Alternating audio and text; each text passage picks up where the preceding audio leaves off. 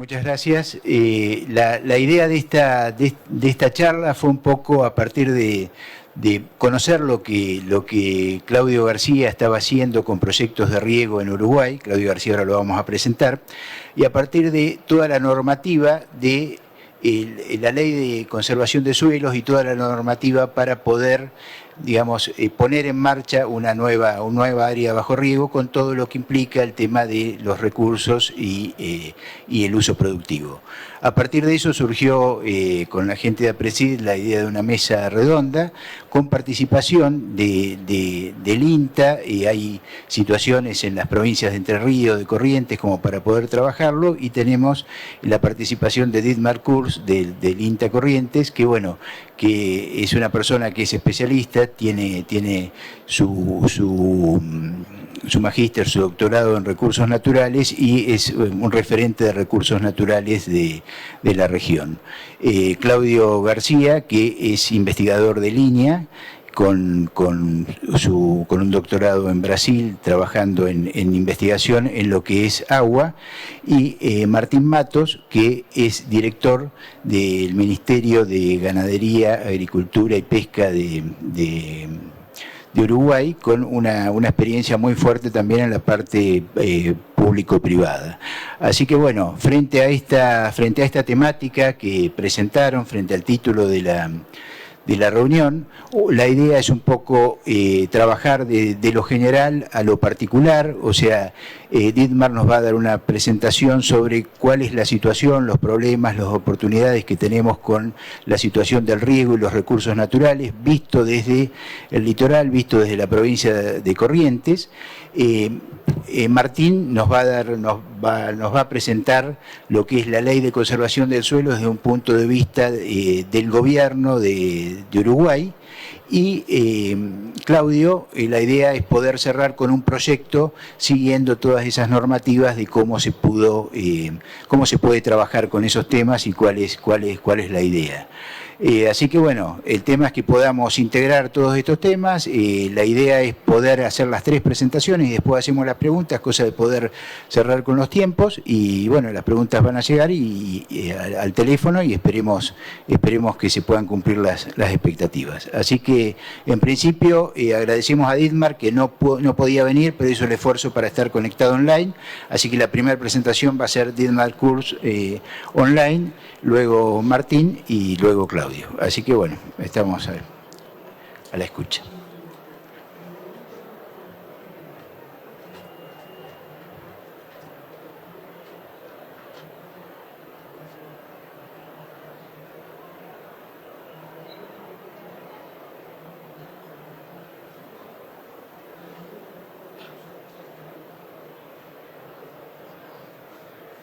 Hola, muy buenas tardes. Espero que se escuche bien y que se vea la presentación. Muchas gracias, Roberto, por la presentación. Muchas gracias, Presid, por la invitación también. Y bueno, lo que me gustaría contarles hoy es cuál es la situación y las perspectivas para el riego en la provincia de Corrientes, sobre todo haciendo énfasis en lo que es el cultivo de arroz en nuestra provincia, dado que es el cultivo que tiene la mayor superficie cultivada en la provincia, y es un cultivo muy importante en todo el NEA, ¿no? Es el cultivo anual de mayor superficie cultivada en la provincia de Corrientes. Se riega, el arroz únicamente se puede hacer bajo riego, y representa casi el 50% de todo el arroz que se cultiva en el NEA. Esta es la provincia de Corrientes, estas son las zonas donde se produce el arroz, y bueno, las otras provincias donde también se produce el arroz bajo riego. Bueno, ¿cómo me imaginé esta presentación?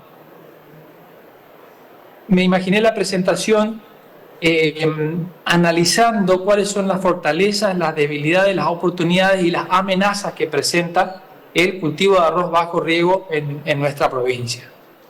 Voy a empezar por las fortalezas, que es el ambiente favorable. En ese sentido, la provincia, si bien hay un gradiente térmico y un gradiente de precipitaciones de norte a sur, presenta temperaturas óptimas adecuadas para el cultivo del arroz en los periodos críticos.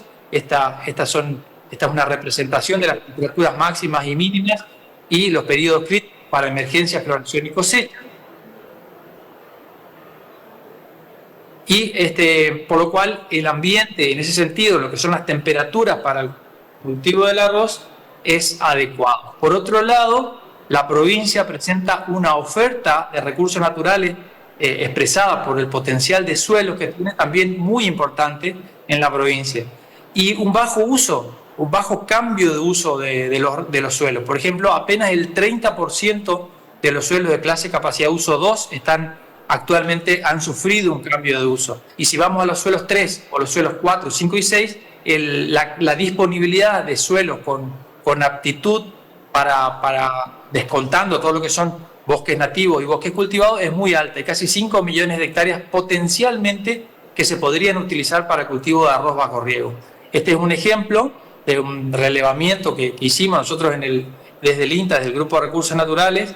Hacemos relevamientos de suelo y en este caso se muestran en colores desde verde oscuro hasta verde claro los lugares donde hay mayor concentración de suelos muy aptos para el cultivo de arroz. Solo para el departamento de Mercedes, que es un departamento que tiene una tradición de producción de arroz muy importante, pero esto se repite en casi toda la provincia de Corrientes. Por otro lado, en ese ambiente favorable, la oferta hídrica que tiene la provincia también es muy abundante. Tenemos 2 grandes ríos que rodean a nuestra provincia y que presentan un caudal importantísimo de agua para el riego. El caudal medio del río Paraná es de 12.000 a 16.000 metros cúbicos por segundo. O sea, trae la cantidad suficiente como para regar por riego continuo 1 hectárea de arroz durante todo el ciclo, solo en un segundo. Y el río Uruguay, algo menor, pero también una cantidad enorme de agua que podría potencialmente ser usada, y de hecho se usa, pero no en la medida que por ahí se podría usar.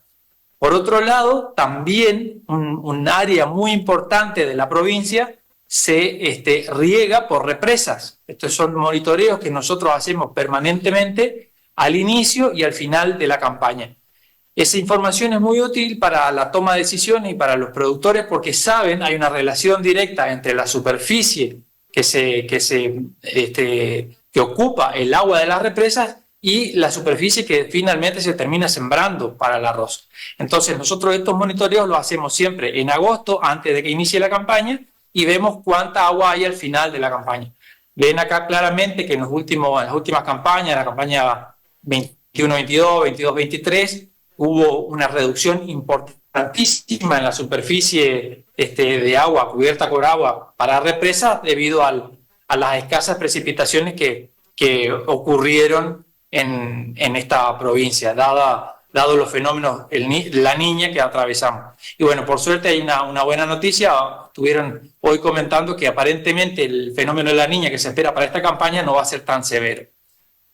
También tenemos una infraestructura eléctrica en la provincia adecuada, sobre todo para grandes consumos. Estas son las líneas de alta tensión que atraviesan el norte, el centro y parte del centro-sur de la provincia. Esa disponibilidad eléctrica es una fortaleza también para accionar las bombas de riego.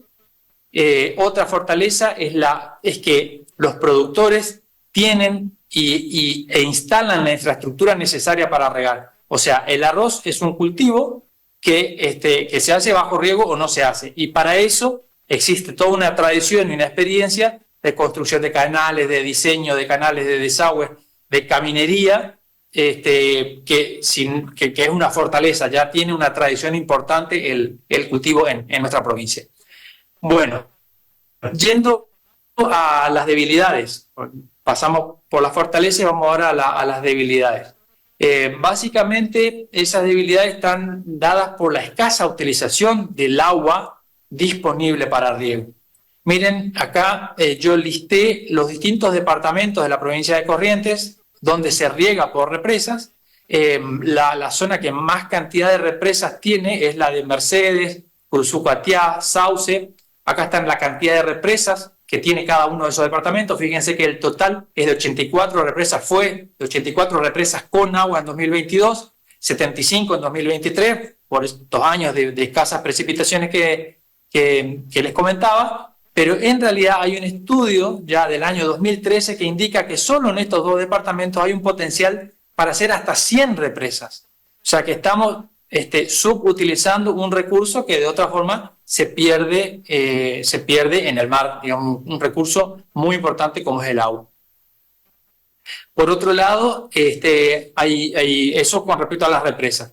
Con respecto a los ríos Paraná y Uruguay, si nosotros hacemos un cálculo de las explotaciones agropecuarias que están a menos de 100 metros de las costas de los grandes ríos, vemos que en casi 700 kilómetros que tiene el río Paraná, hay 678 explotaciones agropecuarias sobre este río Paraná, y eso totaliza unas 368.000 hectáreas que tienen acceso directo al agua, a la costa del río Paraná. Pero hay unas pocas represas nomás. Fíjense que acá en el norte hay una o dos represas, hay alguna que otra, cultivo de arroz, acá hay alguna que otra represa y al sur también que riega, pero estamos subutilizando un recurso valiosísimo que de otra forma se pierde, digamos, en el río Paraná.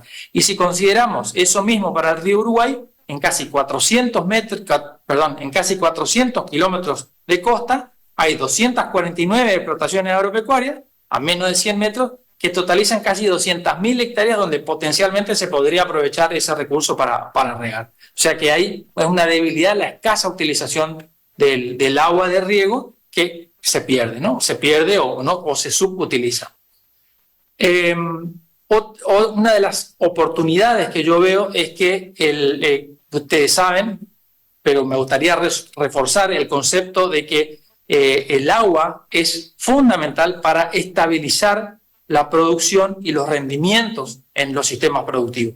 Este es un ensayo que se terminó ahora hace muy poquito acá en la Estación Experimental de Alita Corrientes, donde se regó lo suficiente y necesario un cultivo de arroz sin que sufra, y el mismo cultivo de arroz con riego continuo. Fíjense que en el riego continuo había mayor cantidad de plantas por metro cuadrado, había mayor cantidad de granos por panoja, mucho menos cantidad de granos vanos con respecto al rendimiento potencial y a una pérdida cero, y la reducción de rendimiento con respecto al potencial modelado fue apenas del 8% contra un 34% de reducción de rendimiento con un riego mínimo. Imagínense lo que es no regar. O sea, el potencial para estabilizar los sistemas productivos del agua es impresionante. Y sabemos también, porque lo medimos todos los años con la represa, con las imágenes satelitales, como les anticipé anteriormente, hay una relación directa entre la superficie cultivada y la cantidad de represa. Cuanto más agua podamos represar o cuanto más agua podamos utilizar, mayor será la superficie cultivada de cultivo.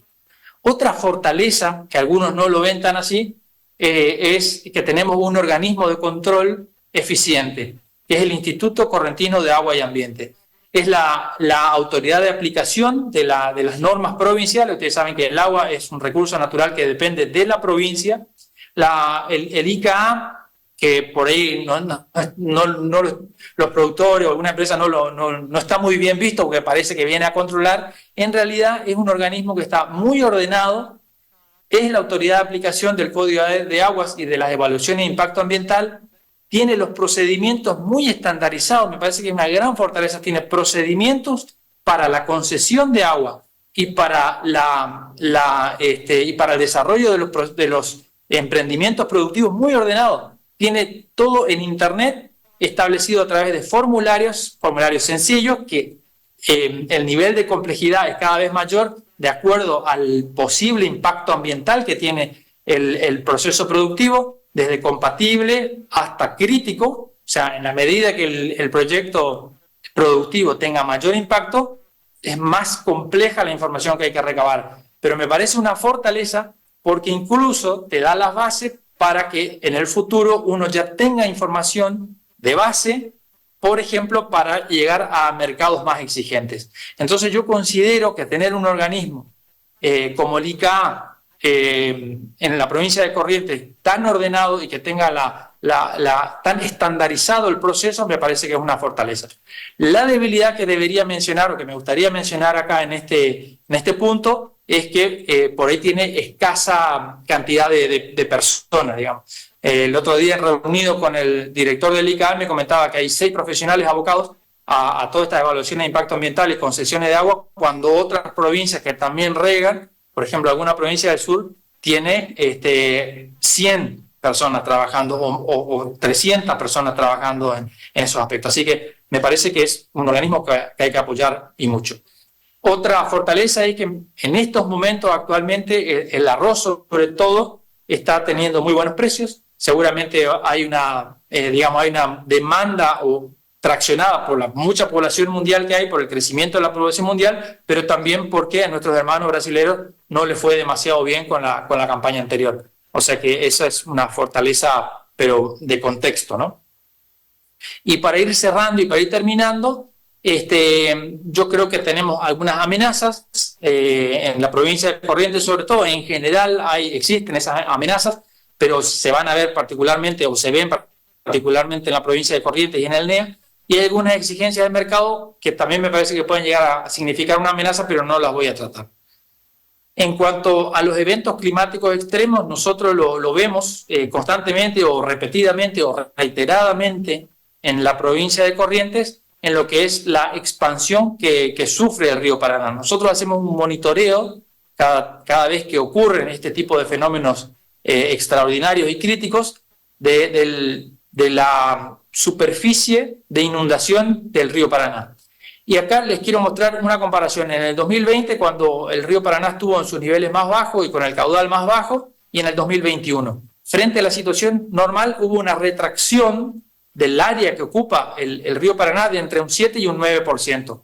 Pero en los años que ocurre un evento El Niño, como por ejemplo en 1998, que fue un evento El Niño extremo, el área que ocupa el río Paraná prácticamente se duplicó. O sea, hay una expansión del 98%, lo que genera grandes problemas, digamos, para las producciones que están, una amenaza, digamos, para las producciones que están muy cercanas al río. Bueno, ese análisis lo hicimos para todas las provincias, para estas 4 provincias, para Corrientes, Chaco, Santa Fe y Entre Ríos, pero les muestro solo lo de Misiones.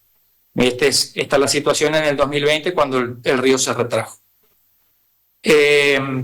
Bueno, concretamente esos eventos climáticos extremos también se notan tierra adentro. Nosotros hacemos un monitoreo permanente de cuánta superficie ocupan los cuerpos de agua en la provincia de Corrientes. La provincia de Corrientes es una provincia muy plana, de muy baja energía de relieve, y entonces tenemos una situación normal, que tomamos el año 2013, por ejemplo, como una situación normal, donde el 38% de toda la superficie está cubierta con agua. Esa situación, cuando ocurre un fenómeno extremo como el Niño, pasa al 58%. O sea, hay un 20% de área de la provincia que se cubre con agua, y eso puede traer problemas graves para cosecha, para implantación, no solo para el arroz, sino para distintas producciones. Y cuando hay déficit, como lo que atravesamos últimamente, llega a un 5% la superficie cubierta con agua. Eso periódicamente elaboramos informes desde el INTA y lo hacemos llegar por distintos canales a los productores. Eso también se vio reflejado en lagunas. Fíjense que en esta zona la provincia de Corrientes tiene como 30.000 lagunas. En el 2019, 25.000 de esas lagunas, 25.000 de esas lagunas tenían agua. Y en el 2023, con esos periodos de seca, pasamos a tener 2.074 lagunas con agua. Muchas de ellas se usaban o se podían usar potencialmente para riego. Bueno, en este caso, muy pocas lagunas quedaron con agua. Bueno, para terminar, y como grandes conclusiones, creo que la provincia de Corrientes tiene un gran potencial general gracias a su ambiente favorable. Hay una subutilización del agua y una falta de fomento de riego. Hubo un intento de generar una ley para fomentar el uso del agua para riego, pero actualmente no hay un fomento concreto. Tenemos tecnologías disponibles para aprovechar el agua, y deberíamos apoyar al organismo rector del agua, que es el IGA, pero tenemos la amenaza que son los eventos climáticos extremos, que, bueno, eso es muy difícil de tratar con ese tipo de eventos, pero bueno, estar atento a los pronósticos. Creo que estoy en los 15 minutos, así que les agradezco muchísimo la atención y a disposición.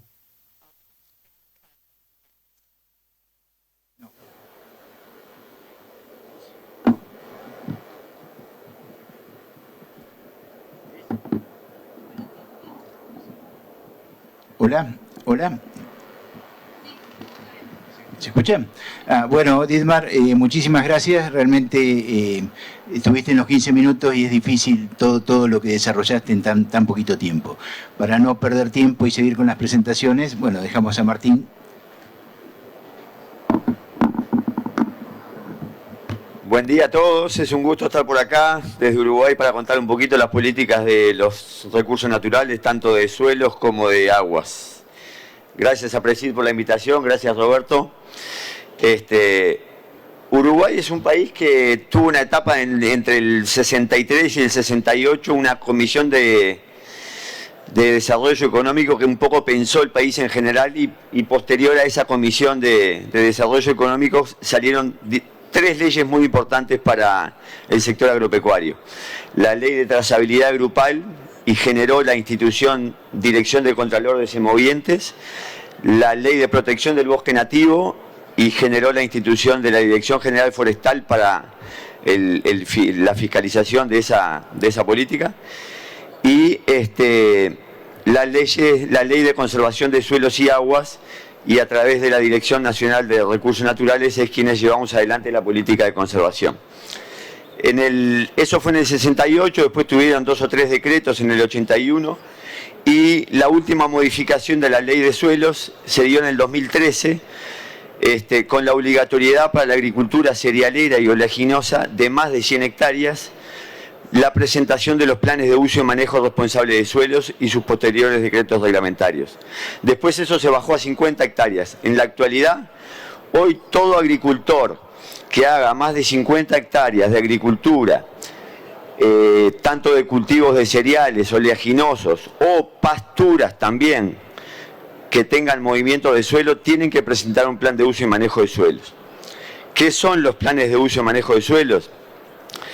Básicamente es una herramienta que le dan un marco a la conservación de los recursos naturales, donde se establecen diferentes rotaciones para conservar el suelo y evitar así la erosión, teniendo en cuenta factores como la capacidad de uso de los suelos del campo, las prácticas de manejo, la secuencia de los cultivos y la erosión tolerable que determina el país para cada una de las regiones.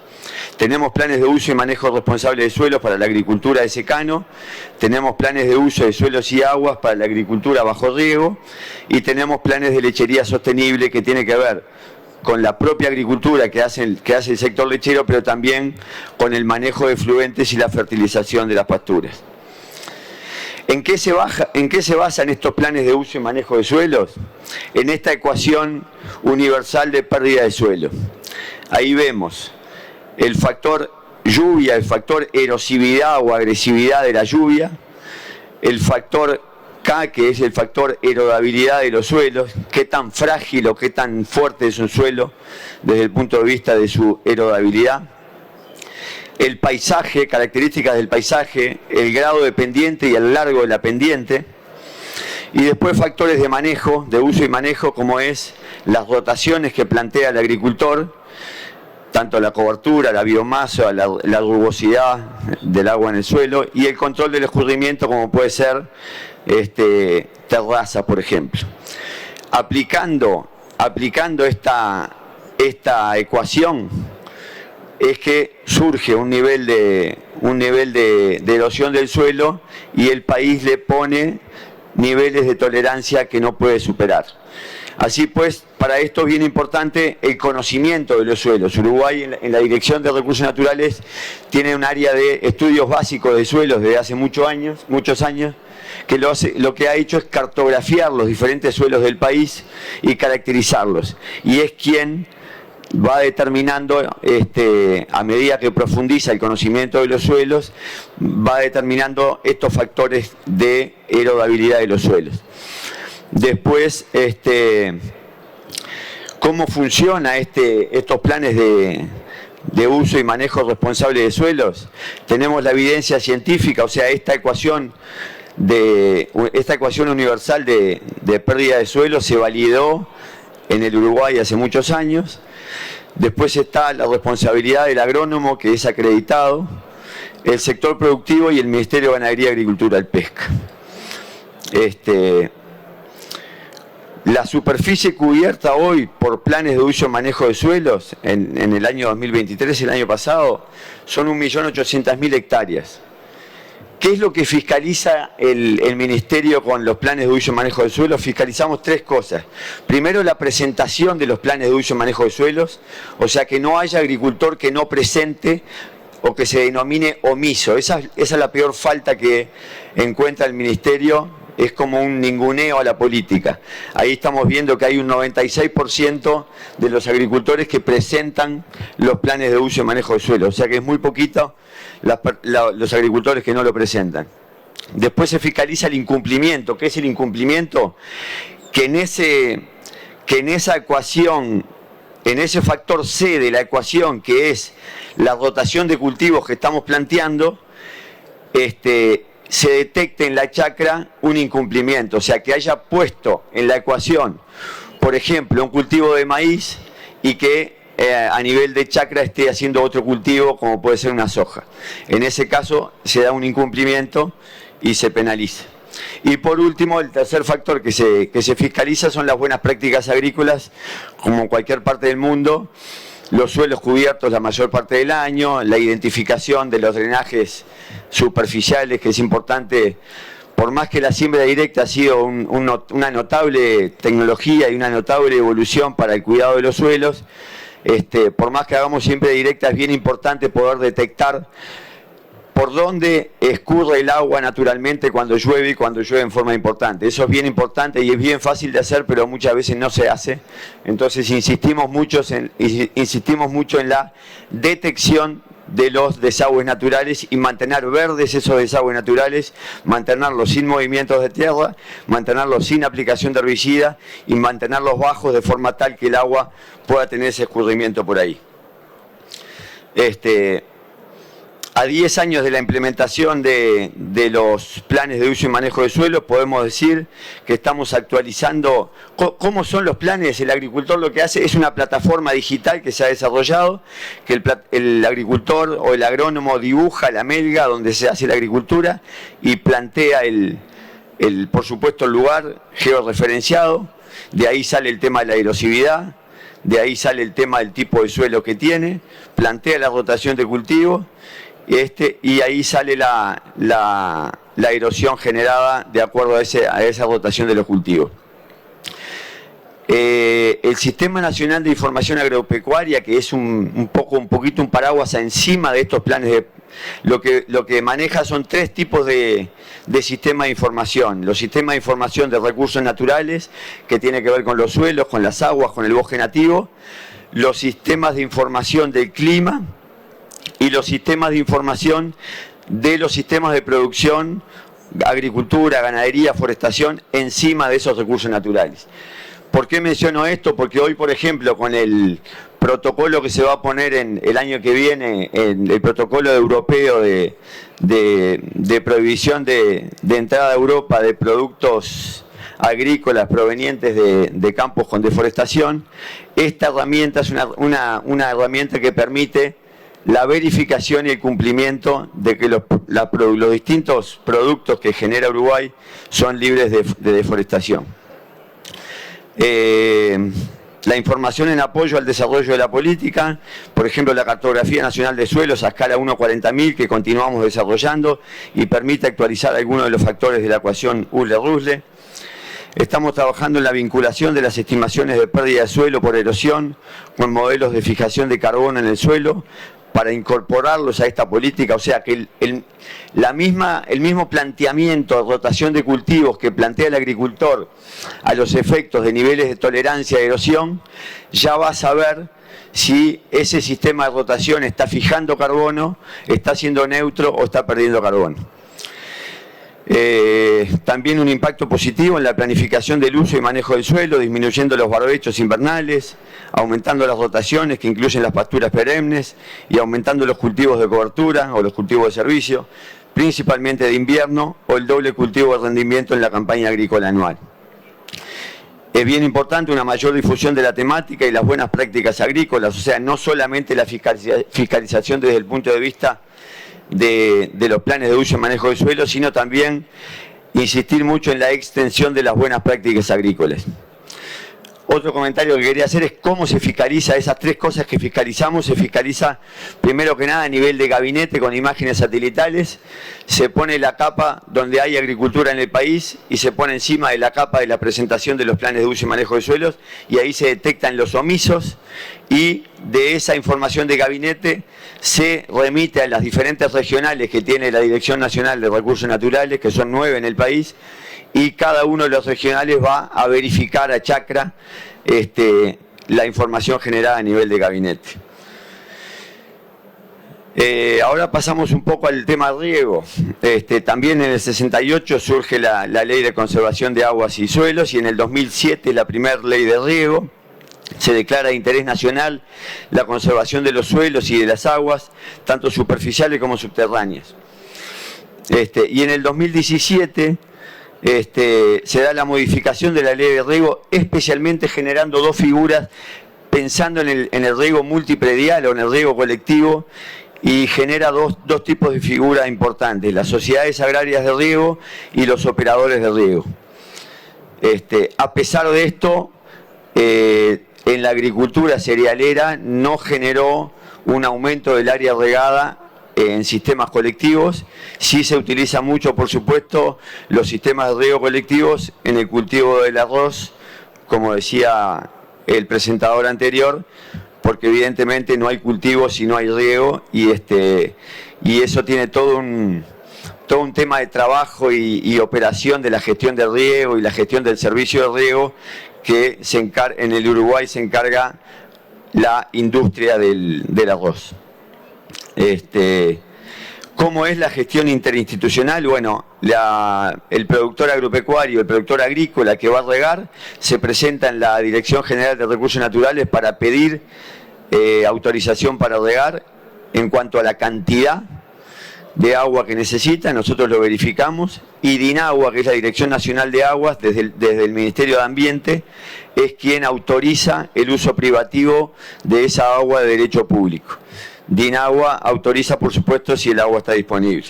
Hay cuencas que están disponibles y hay cuencas que no están disponibles. Las normas técnicas sobre el uso del agua para riego son establecidas por el Ministerio de Ganadería, Agricultura y Pesca. La adaptación a la demanda del cultivo atendiendo a la normativa de la conservación del suelo. ¿Cómo ha sido la evolución del área regada en Uruguay?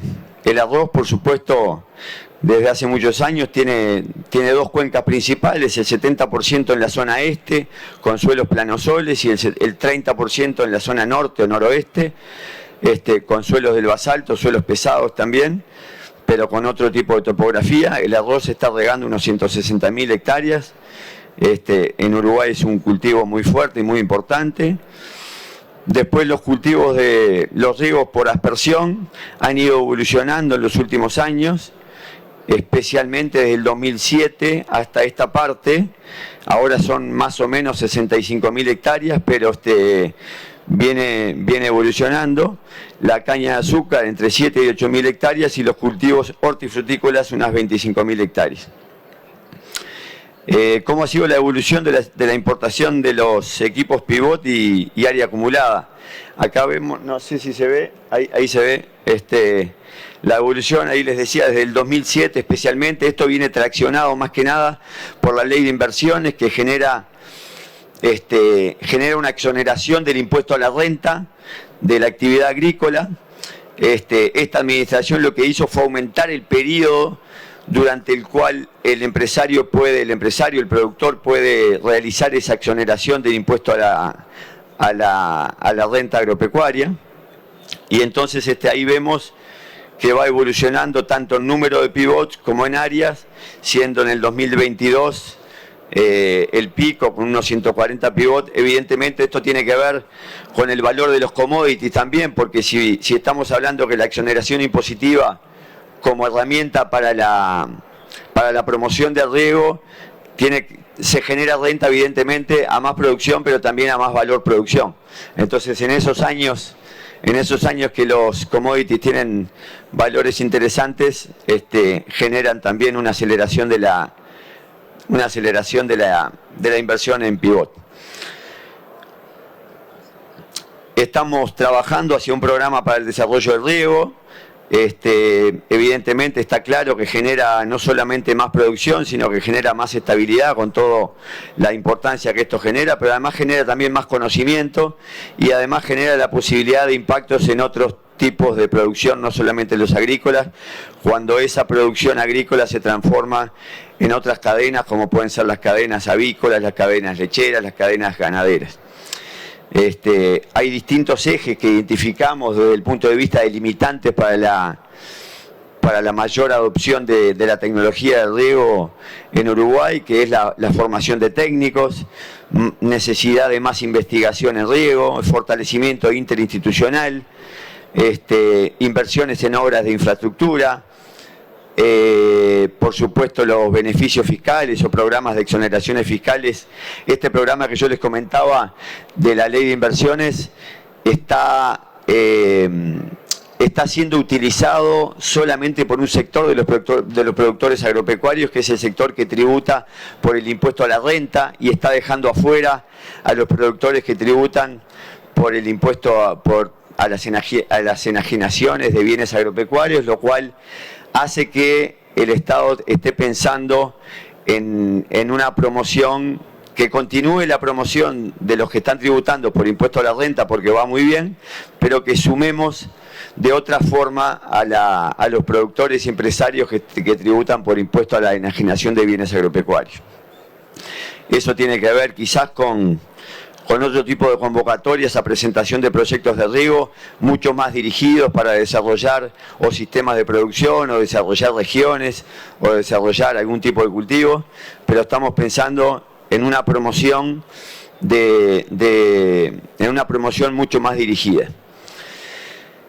¿Cuáles son los resultados esperados? Por supuesto, más rendimientos de cultivo, más estabilidad en el rendimiento de los cultivos, más zonas de regadío, principalmente maíz y pasturas, y evidentemente el producto de todo esto, un gran insumo en otras cadenas de valor como sistemas de lácteos, producción ganadera, porcina y avícola. Las creaciones, un poco las que comentamos, las creaciones de seguir aumentando las capacidades. Bien. Mejorar todo el clúster del riego, mejorar los proveedores, mejorar los técnicos, todo lo que genera algo fermental en el riego. Y bueno, por ahí estamos caminando. Esperemos que Uruguay pueda seguir aumentando la inversión en sistemas de riego, en sistemas de producción bajo riego, y que lo haga en forma sustentable y cuidando los recursos naturales, tanto suelos como el agua. Muchísimas gracias.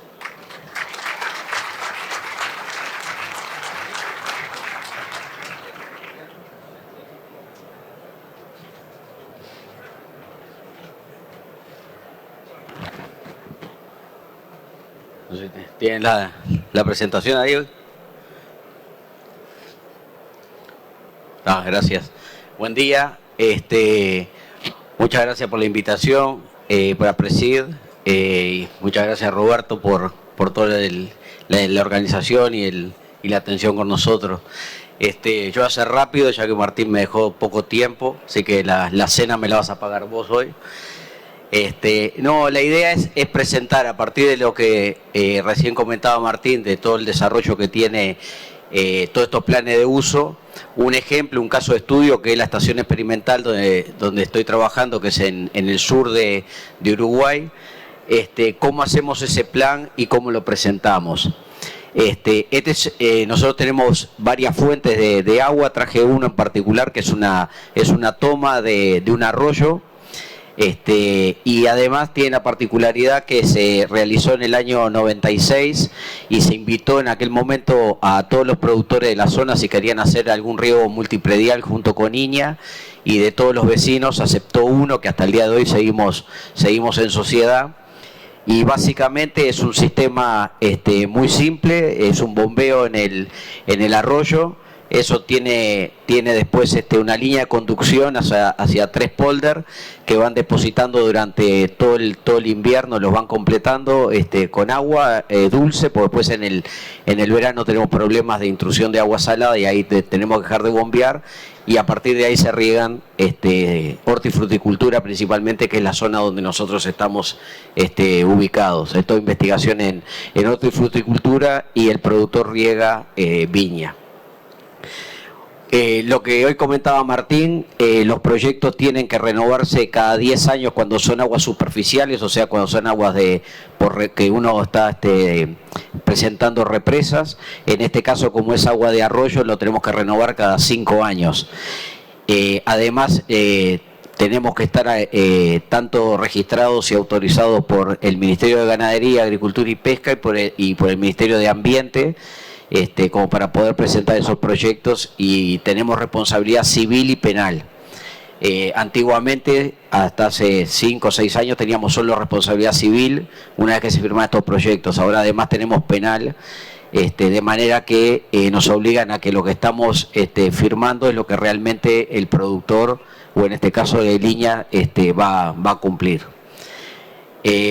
Y además, el otro tema que tenemos que hacer todos los años antes del 31 de mayo es hacer una declaración jurada de cuánta agua se utilizó y cuánta agua estuvo reservada en esos tajamares. Eso lo tiene que hacer, así como se está haciendo la declaración de los semovientes, las vacas, los toros, los equinos. Se tiene que hacer una declaración jurada todos los años del agua que se utiliza. Entonces hay control muy estricto por todos lados, y eso tiene que cerrar sobre todo las cantidades.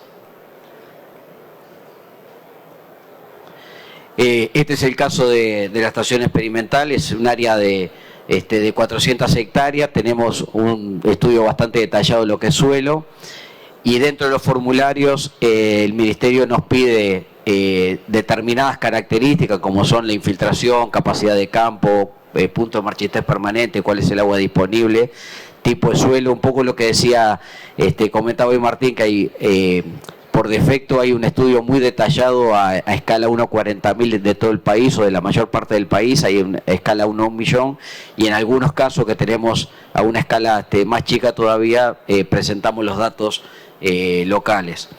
Entonces son insumos que después los que revisan estos planes lo van cotejando con lo que tienen en su proyecto.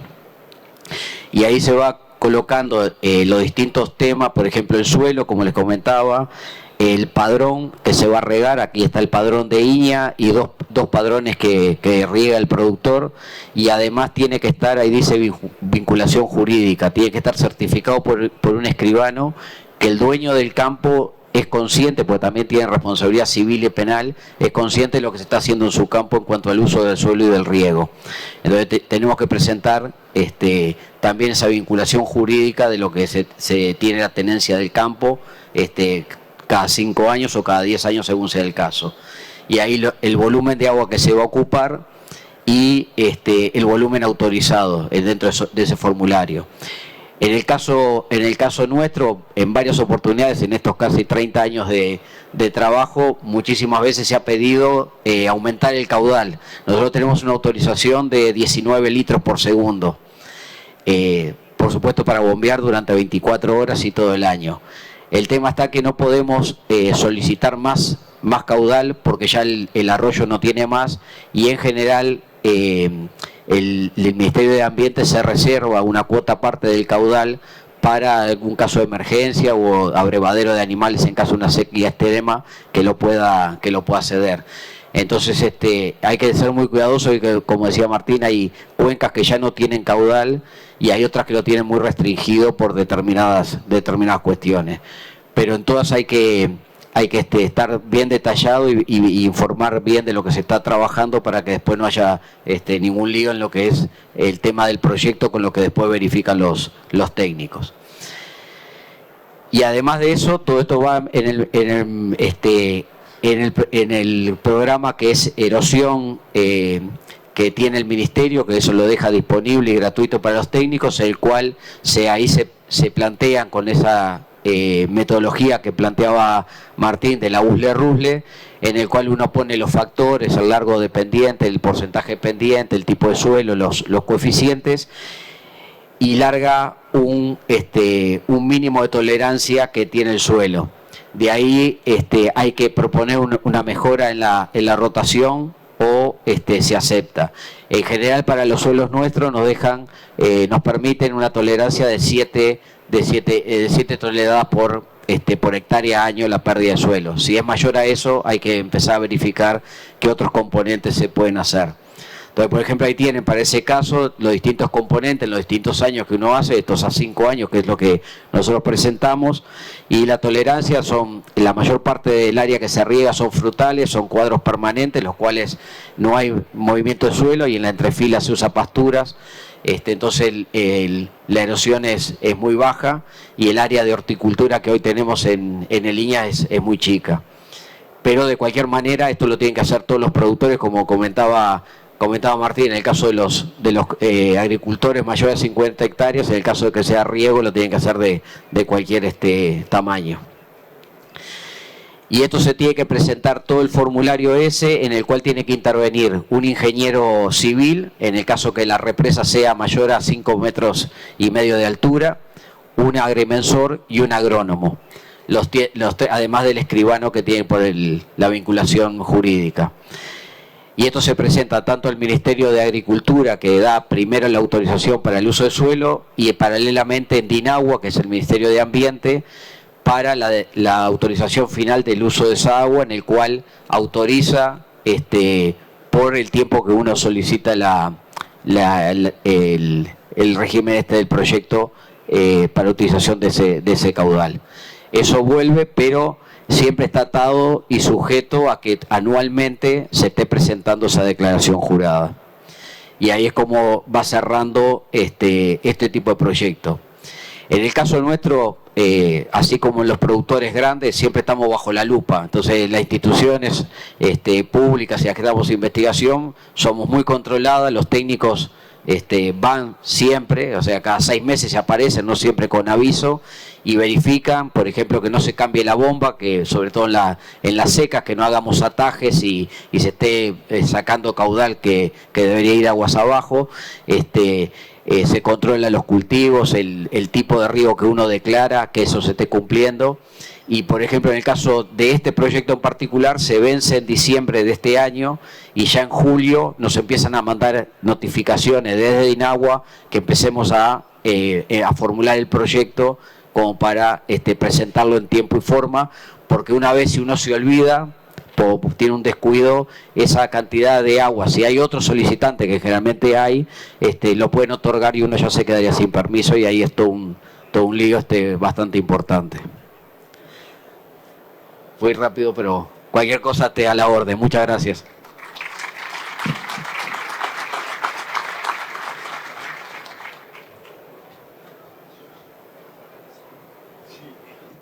Bueno, muchas gracias. Gracias a la organización que nos dio 10 minutitos, empezamos un poquito más tarde, pero nos dio 10 minutitos más para cerrar. Hay algunas preguntas, hay 2 preguntas para Dietmar que se las vamos a pasar, y le vamos a pasar el teléfono de quienes preguntaron para poder relacionarse, relacionadas principalmente con el cultivo de arroz, y si hay alguna rotación o hay alguna alternativa de cultivo, o por qué no se trabaja con una alternativa de cultivo que tenga menos milímetros. Por tema de tiempo lo dejamos para abierto, y seguramente se lo vamos a pasar a Dietmar para que le conteste a los interesados.